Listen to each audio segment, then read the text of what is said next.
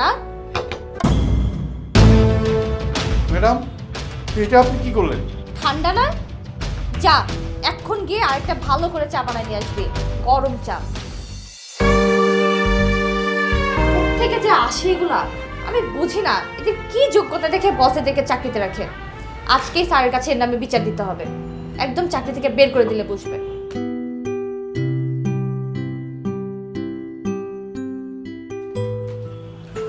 Sir আপনি sir আমাকে বলতেন আমি নিচে গিয়ে আপনাকে রিসিভ করে নিয়ে আসতাম না না আমি অফিসের সামনে দিয়ে যাচ্ছিলাম, ভাবলাম এই অফিসের কাজগুলো শেষ করে যাই। তুমি টেনশন নিও না। স্যার বসুন প্লিজ আচ্ছা ঠিক আছে, যে ফাইলগুলো আছে আমাকে দাও, আমি ফাইলগুলো সাইন করে দিচ্ছি। স্যার চা খাবেন চা দিতে বলবো হ্যাঁ একটু চা খাওয়া যায়। হ্যালো হ্যাঁ বাদল এক কাপ না